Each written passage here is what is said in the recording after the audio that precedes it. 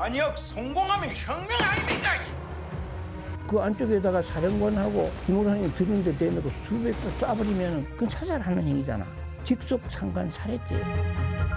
전두환 대통령은 위기에서 대한민국을 지켜내신 국의 영웅이시며 권력을 통제하고 균형을 잡아야 하는 사람들이 오히려 중요한 권력 기구가 되어버렸다.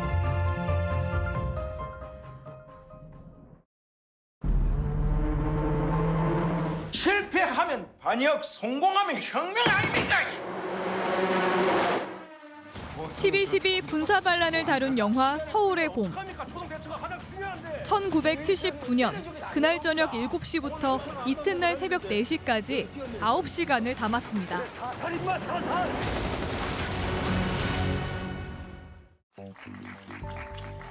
44년이 흐른 2023년 12월 11일.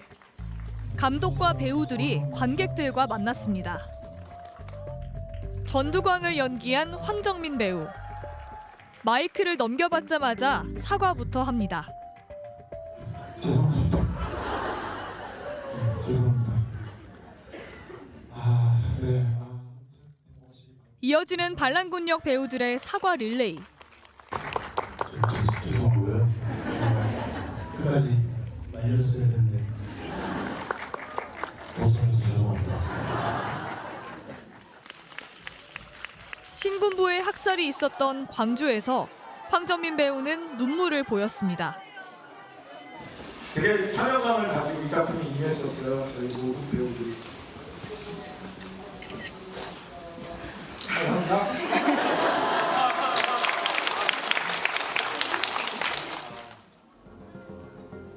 영화는 개봉 33일 만에 누적 관객 1,000만을 돌파했습니다. 지금 1,300만을 향하고 있습니다. 흥행은 12.12를 겪지 않은 젊은 세대가 이끌고 있습니다. 예매자의 절반이 20대와 30대입니다. 역사에 그렇게 큰 관심은 없었는데 그냥 전체적으로 몰입도도 높고 연기들도 다 잘하시고 그러시다 보니까 좀 화도 나고요. 이태신 장군님이 정말 혼자서 힘들게 싸우셨구나 했던 거를 다시 보니까 더 그게 마음에 더 와닿더라고요. 여러 번 보는 N차 관람도 많습니다. 오늘 몇 번째 영화 보시는 거예요? 이제 4차 보고 이제 5차 보러 가는 중이에요. 근현대사를 알아야 저희 앞으로 미래도 알 수 있잖아요. 그래서 좀 슬픈 얘기고 답답한 얘기지만 또 그 메시지가 너무 좋아서 좀 매주 보고 있습니다. 영화의 흥행은 실제 역사를 공부하는 에듀테인먼트 열풍으로 이어지고 있습니다. 새벽까지 계속 그 실제 역사를 찾아보면서 아 정말 이런 일을 또 젊은 세대가 몰라서는 안 되겠구나. 그냥 역사책에서도 정말 한 줄로 나와 있을 정도고 그래서 그냥 몰랐다는 것 자체로도 굉장히 좀 죄책감이 들었던 것도 있었고요. 정서희 씨는 등장인물들의 계급을 정리해 SNS에 올렸는데 조회수 9만, 재길 시 1,000건을 기록했습니다. 실제 친구들한테도 보여줬는데 직원이냐 이런 반응이 있었어요. 근데 그냥 공부하려고 만든 거기도 하고. 영화를 보는 동안 스마트워치로 심박수를 측정해 올리는 심박수 챌린지도 유행합니다. 서울의 봄을 8번 봤는데도 여전히 화가 난다는 고등학생. 181까지 올라갔어요. 그냥 저 사람들만 없었어도 좀 우리가 더 편해서 좀 민주화를 빨리 이루고 그 민주화 운동 때 희생되는 학생분들이 많이 없었을 텐데 너무 화났던 것 같아요 보면서. 분노가 가장 큰 것 같아요. 황정민 씨 웃을 때 진짜 악마를 본 것 같은 느낌이었어요. 왜 2030은 이 영화에 분노하고 열광할까요? 지금 2030 세대들은 이제 공정 세대라고 주로 불리거든요. 그러니까 공정하지 않은 것에 대해서 분노를 느끼고 이것에 대한 어떤 현실 변화를 담론화하는데 굉장히 적극적으로 나서는 세대이거든요.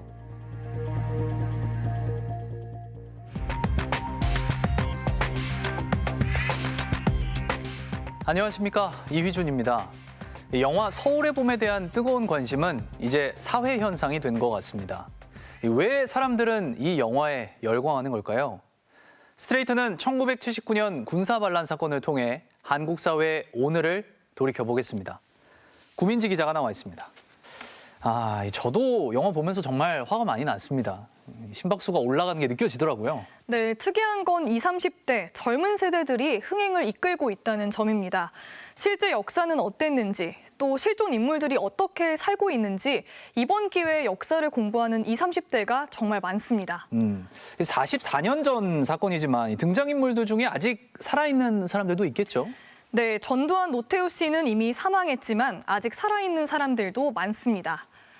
그들은 지금 어떻게 살고 있는지 찾아가 봤습니다. 지난해 11월 서울에서 열린 전두환 사망 2주기 추모식. 한 남성이 연단에 섭니다. 전 씨를 찬 군인이자 구국의 영웅이라 추켜 세웁니다.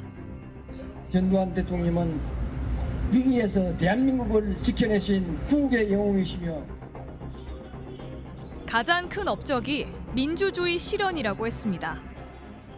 전두환 대통령님의 어중간한 공적은 무엇보다도 진정한 민주주의를 제도적으로 실현했다는 사실입니다. 이 남성은 누구일까요? 박희도 씨입니다. 영화 속 도희철의 실존 모델입니다. 군사반란 당시 제1공수 여단장, 공수부대를 이끌고 육군본부와 국방부를 점령했습니다. 반란 이후 육군참모총장까지 초고속 진급했습니다. 박희도 씨는 지금 한 보수단체 대표입니다. 홈페이지 첫 화면에 12.12는 쿠데타도 군사반란도 아니라고 써놨습니다. 5.18 민주화 운동은 무장폭동이라고 주장합니다. 80년 5월 광주에서 학생 시위로 시작하여 무장폭동으로 확대된 것을 지나간 사건이었습니다. 그를 찾아가 봤습니다. 시가 30억 원 하는 서울 서초동의 90평형짜리 아파트에 살고 있습니다. 방금 전화드렸던 구민지 기자입니다. 나 할 말 없어요. 말씀 그래도 좀 해주시면 안 될까요? 대신 박 씨의 부인이 나왔습니다. 5.18 관련해서 좀 왜? 그게 5.18은 우리하고 상관도 없고 12.12도 군사반란이라고 생각하지 않으시는 거예요? 군사반란 생각 안 하지. 우리는 그 사람한테 만약 그때 출동하지 않고 있었으면 우리는 역적이 되는 거야. 안 그래? 한직에 있으면서. 군사반란 직후 성공을 자축하며 찍은 기념사진. 모두 34명. 10년 넘게 대한민국을 쥐고 흔들었습니다. 대통령 2명, 국회의원 6명, 안기부장, 감사원장, 그리고 장관도 3명입니다. 14명이 군 최고 계급인 대장에 올랐습니다. 반란군들은 대한민국 정부, 국회, 군을 장악했습니다. 이들은 지금 어떻게 살고 있을까요? 경기도 과천 청계산 자락에 자리 잡은 단독주택 부지. 집 3채와 땅 10,000제곱미터가 한 가족 소유입니다. 주인은 정호용 씨 일가. 대리님 어디 가셨어요? 모르게 전화 정 씨도 쿠데타 성공 기념사진 맨 앞줄에 있습니다. 정 씨는 반란 당시에는 대구의 54단장이라 영화에는 등장하지 않지만 반란 주축이었던 군 사조직 하나회의 핵심 멤버였습니다. 반란 직후 정병주 장군의 뒤를 이어 특전사령관이 됐고 5.18 광주 학살에 관여했습니다. 이후 국방과 내무장관, 2차례 국회의원을 지냈습니다. 내란과 반란 모의로 징역 7년형을 받았지만 곧바로 사면됐습니다. 정 씨는 부동산 부자입니다. 스트레이트가 확인한 정 씨 일가 소유 건물과 땅은 서울 강남, 용산, 경기, 전남, 충남, 강원 등 전국의 32곳입니다.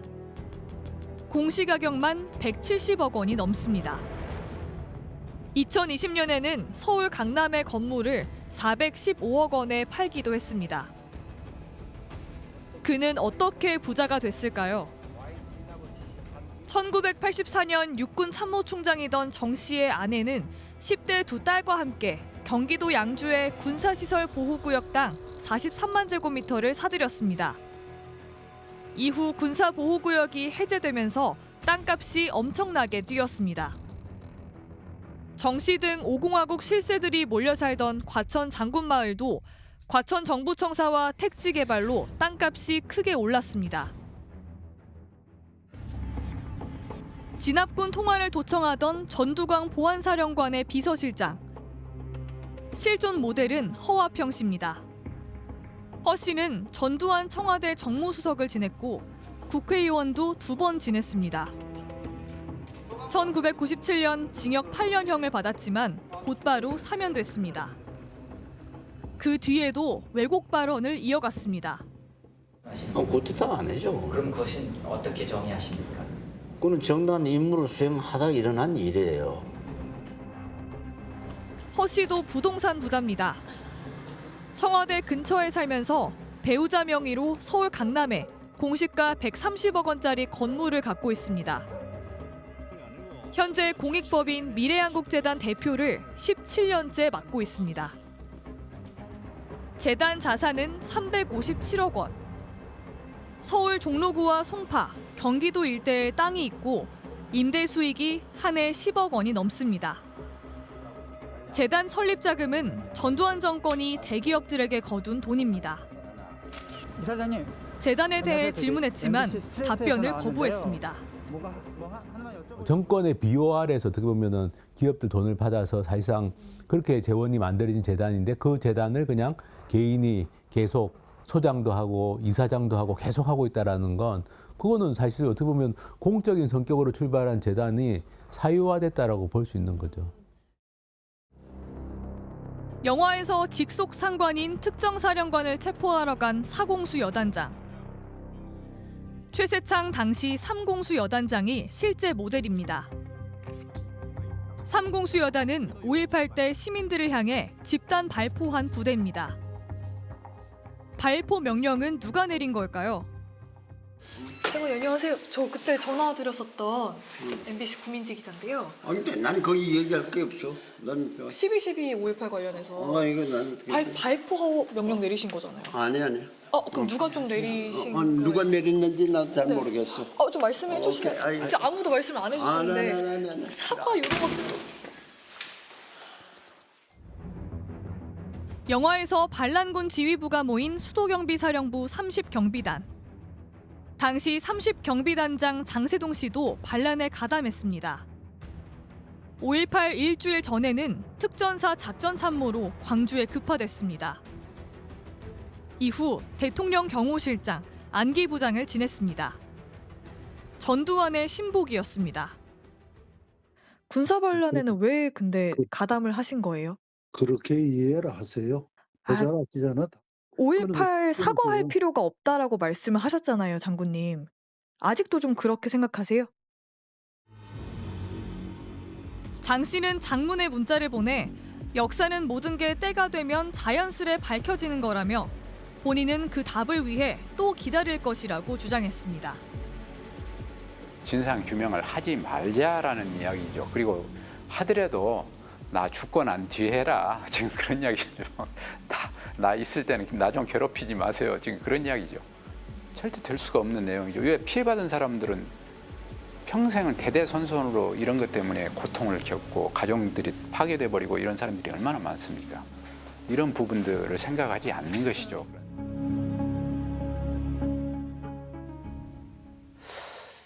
당시 반란 가담자들이 지금은 수십억대 부자가 돼 있다는 게 참 기가 막힙니다. 저런 재산들은 환수할 수도 없는 겁니까? 네, 1997년에 반란과 내란으로 처벌받긴 했지만 곧바로 사면됐습니다.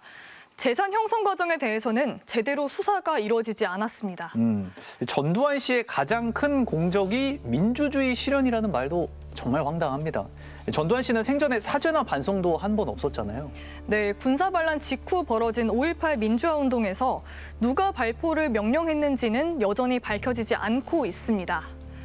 전두환 씨는 2년 전 사망했습니다. 국가가 받아내지 못한 추징금은 1,000억 원 가까이 됩니다. 경기도 파주 장산 전망대. 유해 안장을 반대한다는 플래카드가 걸려 있습니다. 전두환 씨는 북녘 땅이 바라다 보이는 전방에 100골로라도 남아 통일의 날을 맞고 싶다고 했습니다. 하지만 주민과 시민단체들이 반대했고 결국 땅 주인은 땅을 아예 팔지 않기로 했습니다.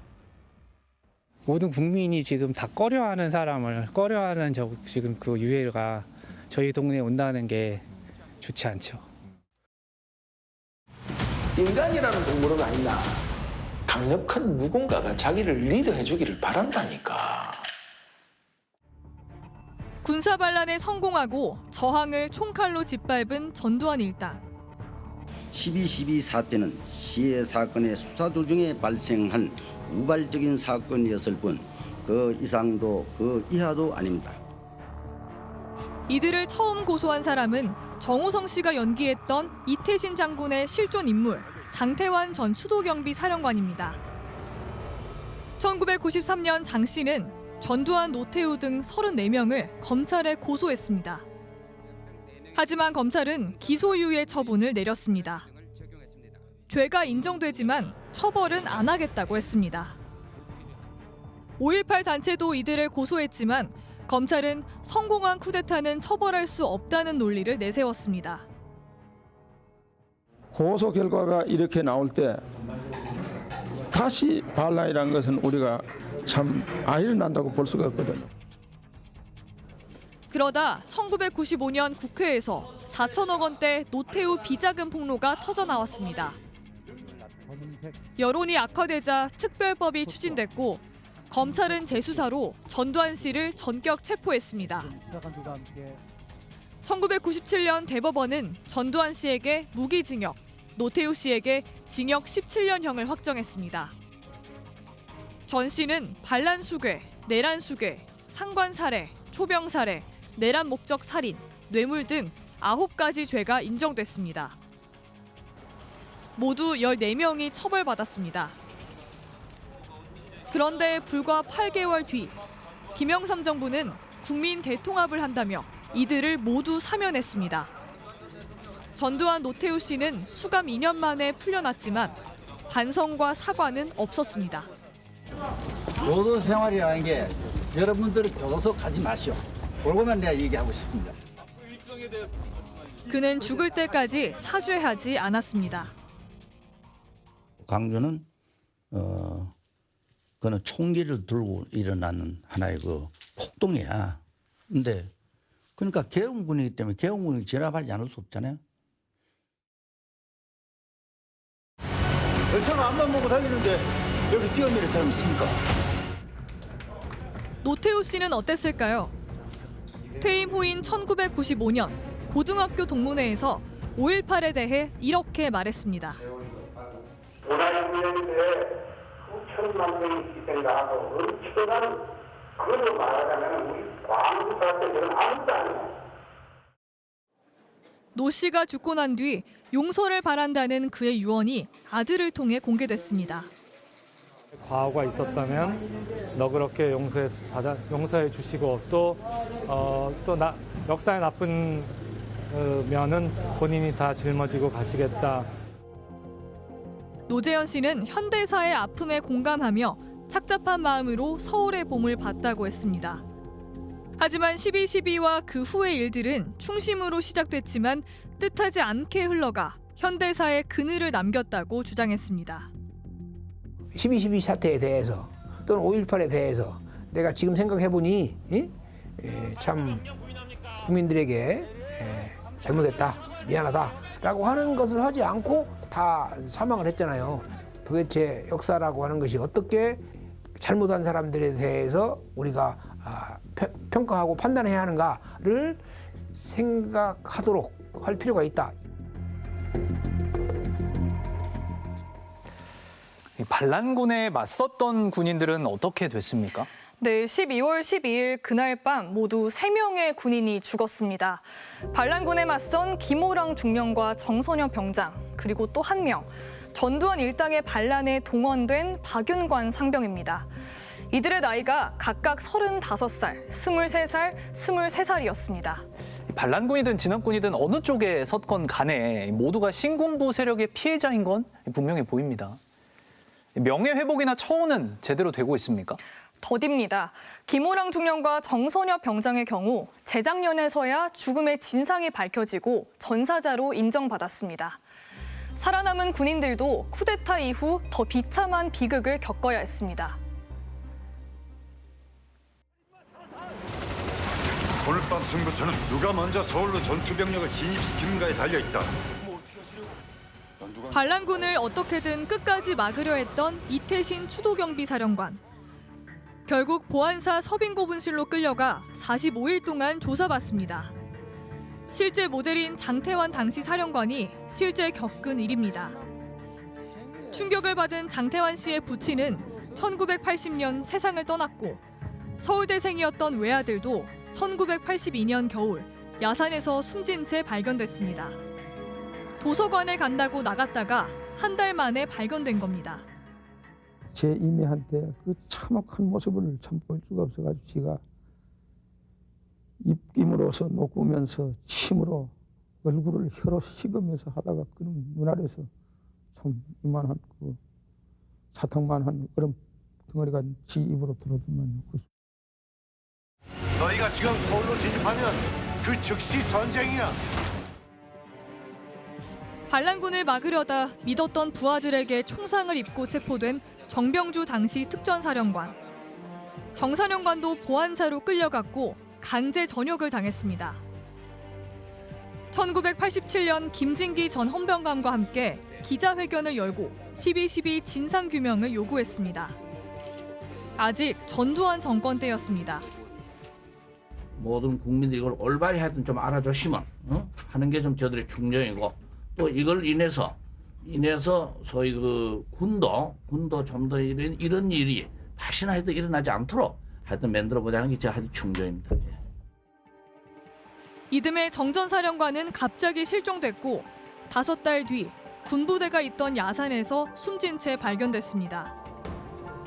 장태환 장군은 그가 절대 자살할 사람이 아니라고 했지만 수사당국은 자살로 결론 냈습니다. 특전사령관을 지키려고 총격전을 벌이다 숨진 김호랑 중령. 정혜인 씨가 연기했습니다. 당시 현장을 목격한 김충립 씨. 그 안쪽에다가 사령관하고 김호랑이 들는데 대놓고 수백 발 쏴버리면 그건 사살하는 행위잖아. 직속 상관 살해죄야. 반란군은 죽음도 왜곡하려 했습니다. 정호용 사령관이 오는데 사령관한테 사실대로 보고하지 말고 김호랑 소장이 먼저 총을 쐈기 때문에 사살했다고 보고를 해. 그래. 그러면 은폐하고 완전 김호랑 소령은 사살한 걸로 끝나고 이제 모든 걸 없는 걸로 만드는구나. 시각장애가 있던 김중령 부인은 충격으로 시력을 완전히 잃었습니다. 노태우 정권이던 1991년 전두환 노태우 일당을 상대로 소송을 준비하다 집에서 숨진 채 발견됐습니다. 경찰은 실족사라고 했습니다. 유족들은 믿지 않았지만 방법이 없었습니다. 쫓겨이 말 잘못하면 어때 씨발 강금시기부도가 세포가 회사있기네. 2013년 국회는 고 김호랑 중령의 추모비를 건립하자는 결의안을 압도적 찬성으로 통과시켰습니다. 하지만 국방부가 거부했습니다. 결국 흉상은 지인들이 육사가 아닌 고향에 세웠습니다. 정말 안타까웠던 부분은 정권이 바뀌어도 안 되는 거예요.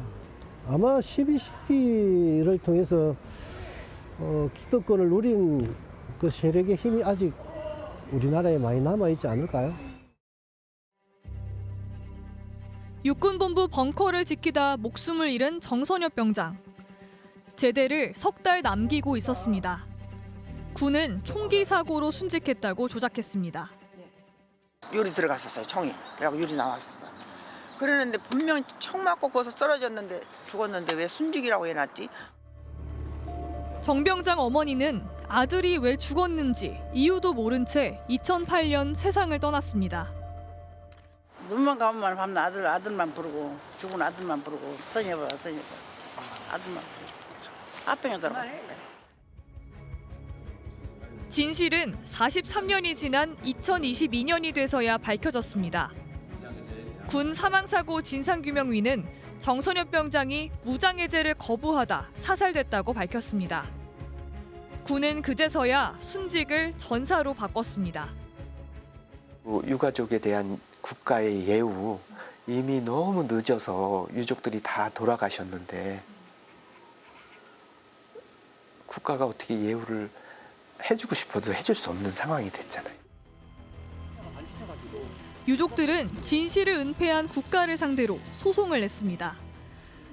하지만 국방부는 이미 유족연금을 줬으니 은폐로 인한 정신적 고통은 추가로 배상할 수 없다고 버텼습니다. 설사 배상을 하더라도 진실이 밝혀진 2022년 이후의 정신적 고통만 계산해야 한다는 논리를 폈습니다. 진실이 밝혀진 건 최근이래. 그러니 손해가 얼마 안 됐지 않냐는 거야. 그래서 전사를 해줬지 않냐는 거야. 그러니 손해가 많이 감축됐지 않는 거야. 그거는 물리적인 얘기죠. 수학 공식과 같은 얘기지. 그렇잖아요. 그런 식으로 따지면 모르고 죽으면 저기 피해도 없게? 반란군 쪽에서도 억울한 죽음이 있었습니다. 육군 참모총장 공관을 점령한 수경사 33헌병대 박윤관 상병. 초소를 탈환하려던 진압군 쪽 해병대의 총격으로 숨졌습니다. 김호랑, 정선엽, 박윤관. 같은 날 숨진 세 젊은이는 국립서울현충원에 묻혀 있습니다. 반란군 출신 백운택 중장도 이곳에 묻혔습니다. 전두환의 육사 동기로 반란에 적극 가담했지만 1982년 사망에 처벌받지 않았습니다. 그런데 조금만 더 걸어가면 반란군을 진압하려던 정병주 특전사령관의 묘도 있습니다. 그의 묘비는 텅 비어 있습니다. 상관에게 총질을 하고도 버젓이 활보하는 세상에 고인이 무슨 할 말이 있겠냐는 유족들의 뜻이라고 합니다.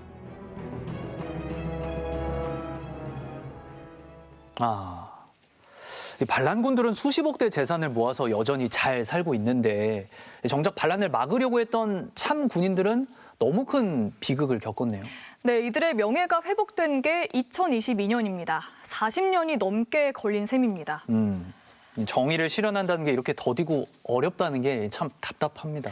네, 역사청산이 얼마나 어려운지 저도 새삼 깨닫게 됩니다. 아직도 끝나지 않은 거죠.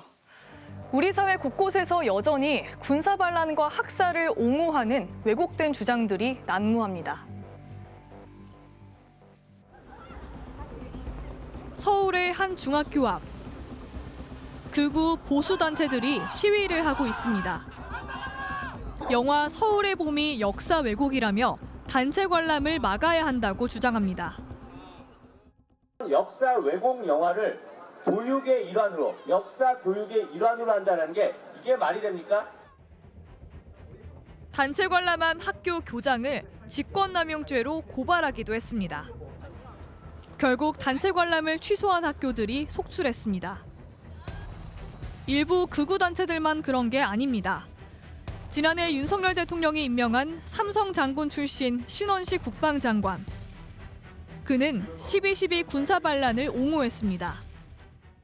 12.12하고 박정희 대통령이 돌아가시는 그 공백기에 뭐 서울에 보면 일어나고 그래서 저는 그때 당시 나라 구해야 되겠다 나왔다고 봐요. 군사반란을 옹호한 그는 지금 대한민국 국방장관입니다. 윤석열 대통령이 대통령 직속 진실화해 위원장에 임명한 김광동 씨. 그도 5.18 역사를 여러 번 왜곡했습니다. 왜 평가해 왔었습니다. 북한군. 북한군이라는 표현을 쓴 적은 없고 북한이 개입했을 가능성까지 제가 배제할 수 없다 이런 말씀입니다. 국민의힘 소속이던 허식 인천시의회 의장이 올해 초 배포한 인쇄물. 5.18은 김대중 세력과 북한이 주도한 내란이라는 왜곡된 주장이 40면에 걸쳐 실렸습니다.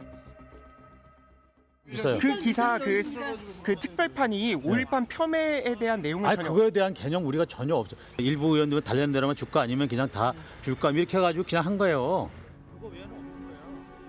일부 극우 보수단체들은 그렇다 치고 어떻게 정부 여당 안에서까지 이런 말들이 나오는 걸까?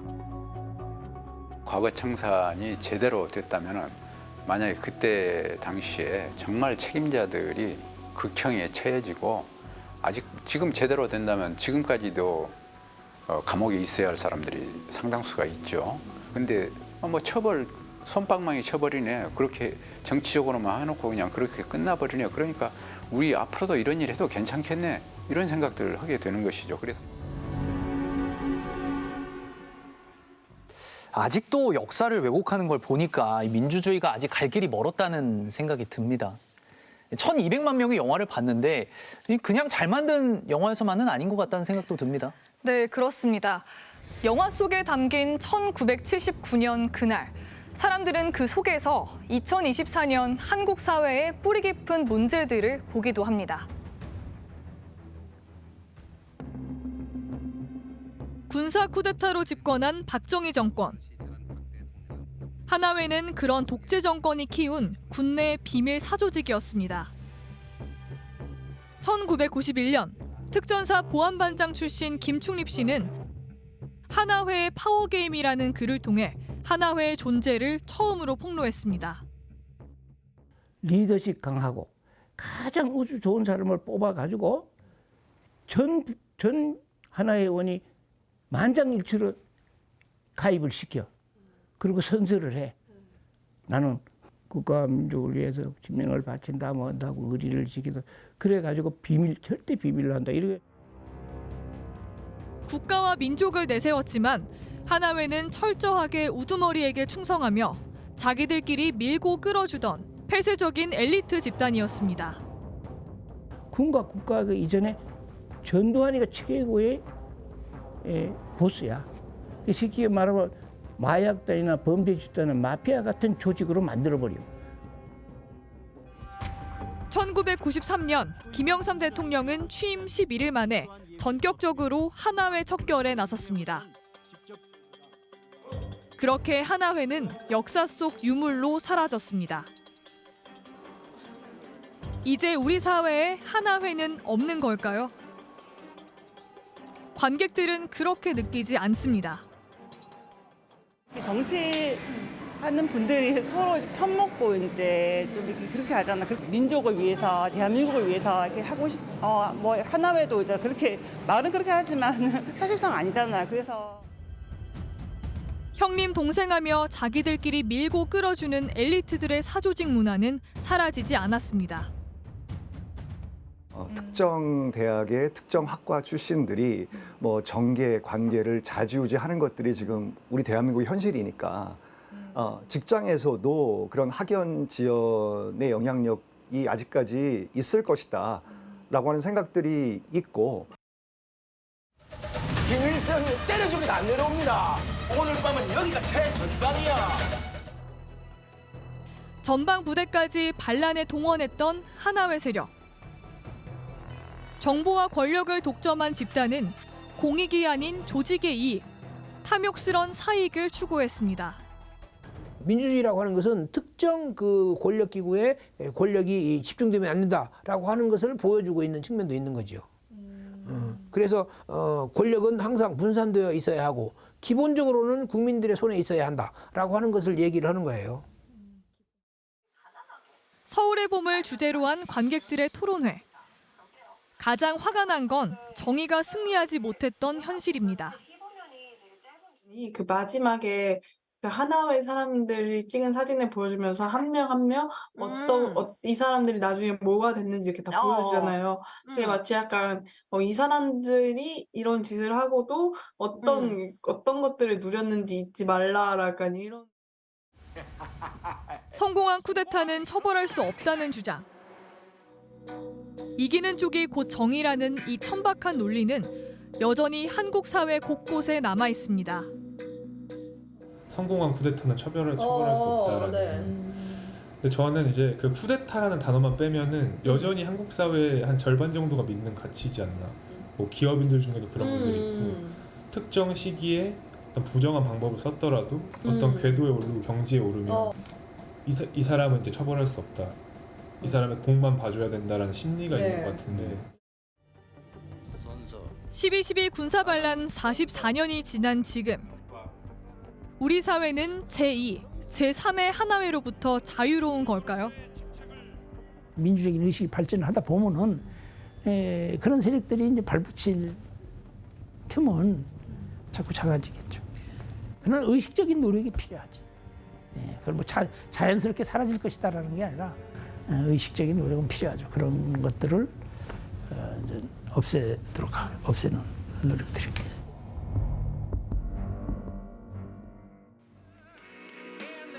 민주주의는 더디지만 분명하게 전진해 왔습니다. 서울의 봄은 여전히 우리 모두의 숙제인 것 같습니다. 탐사기획 스트레이트 다음 주에 뵙겠습니다.